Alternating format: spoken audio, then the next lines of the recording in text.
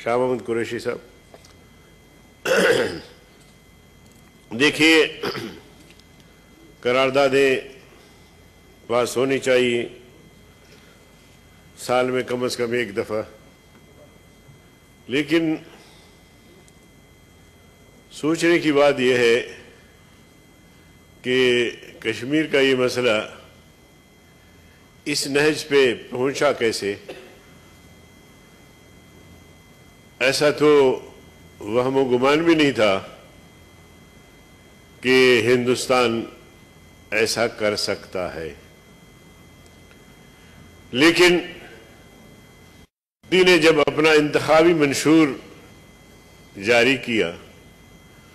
تو اس میں اس نے یہ بات واضح کی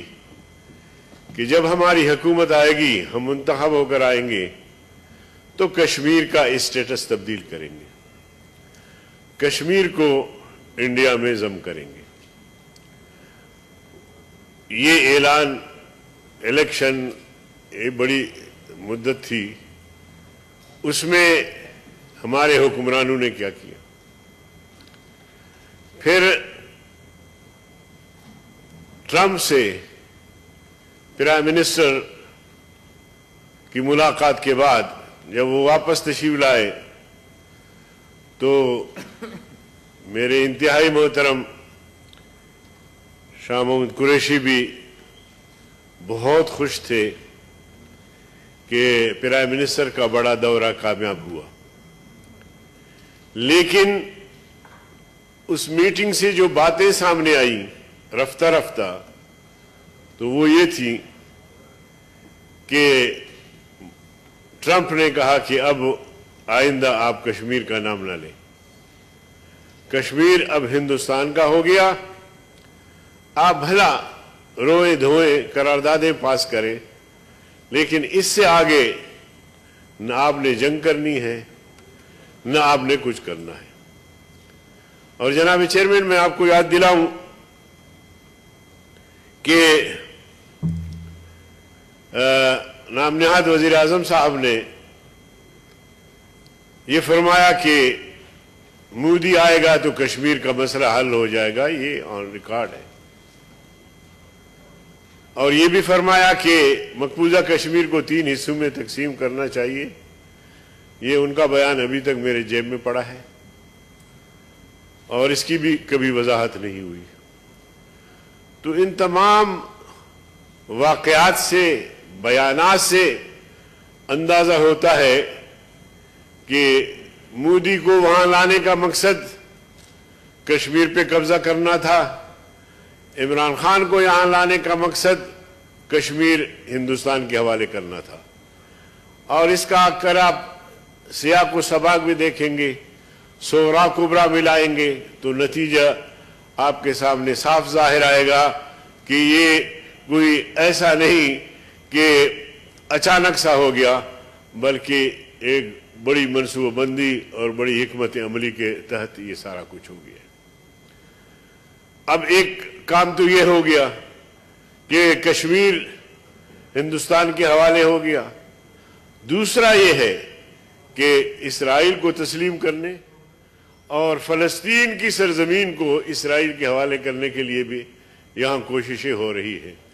تو جناب چیئرمین، یہ میں سمجھتا ہوں کہ جو ہمارا ایک قومی موقف رہا ہے،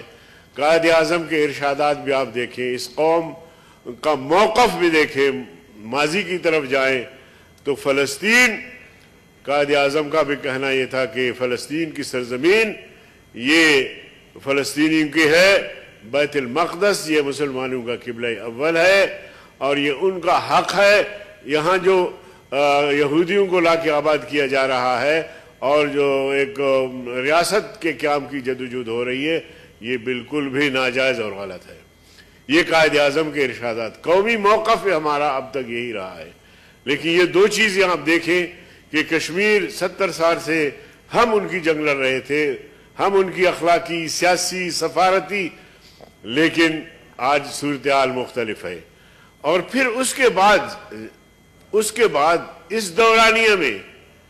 ہمارے حکمرانوں نے کیا کیا ہے؟ کشمیری بھائیوں کو ان مظالم سے خواتین اور بچے جو یتیم ہو رہے ہیں ان کو ان مظالم سے نکالنے کے لیے، یا کشمیر کا پرانا اسٹیٹس بحال کرنے کے لیے، یا کشمیر کو آزاد کشمیر کے طور پر دیکھنے کے لیے، کرنے کے لیے کیا اقدامات کیے ہیں،